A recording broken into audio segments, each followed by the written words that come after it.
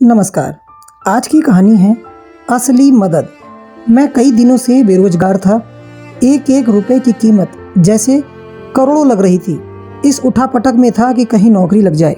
आज एक इंटरव्यू था, पर दूसरे शहर जाने के लिए जेब में सिर्फ 10 रुपए थे। मुझे कम से कम 200 रुपयों की ज़रूरत थी।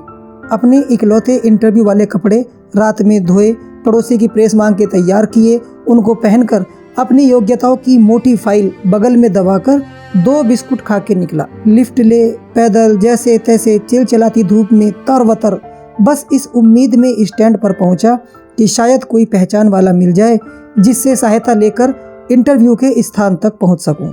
काफ़ी देर खड़े रहने के बाद भी कोई नहीं दिखा। मन में घबराहट और मायूसी थी। क्या करूँगा, अब कैसे पहुँचूँगा?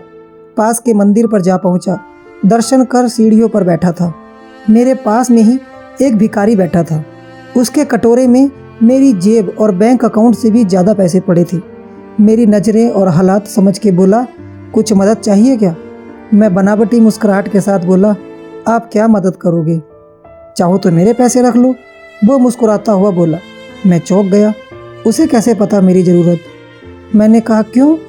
शायद आपको ज़रूरत है। वो गंभीरता से बोला, हाँ है तो, पर तुम्हारा क्या? तुम तो दिन भर मांग के कमाते हो। मैंने उसका पक्ष रखते हुए कहा। वो हंसता हुआ बोला, मैं नहीं मांगता साहब, लोग डाल जाते हैं मेरे कटोरे में पुण्य कमाने के लिए। मैं तो भिखारी हूँ, मुझे इनका कोई मोह नहीं। मुझे सिर्फ भूख लगती है, वो भी एक टाइम, और कुछ दवाइयाँ, बस। मैं तो खुद ये सारे पैसे मंदिर की पेटी में डाल देता हूँ। वो सहज था कहते कहते। मैंने हैरानी से पूछा, फिर यहाँ क्यों बैठते हो? ज़रूरतमंदों की मदद करने के लिए, कहते हुए वो मंद मंद मुस्कुरा रहा था। मैं उसका मुंह देखता रह गया। उसने 200 रुपये मेरे हाथ पर रख दिए और बोला, जब हो तब लौटा देना। मैं उसका धन्यवाद जताता हुआ वहाँ से अपने गंतव्य तक पहुँचा। मेरा इंटरव्यू हुआ और सिलेक्शन भी। मैं खुशी खुशी वापस आया। सोचा उस भिखारी को धन्यवाद दे दूँ। मैं मंदिर पहुँचा। बाहर सीढ़ियों पर भीड़ लगी थी। मैं घुस के अंदर पहुँचा। देखा वही भिखारी मरा पड़ा था। मैं भौंचक्का रह गया। मैंने दूसरों से पूछा, यह कैसे हुआ? पता चला तो किसी बीमारी से परेशान था, सिर्फ दवाइयों पर जिंदा था।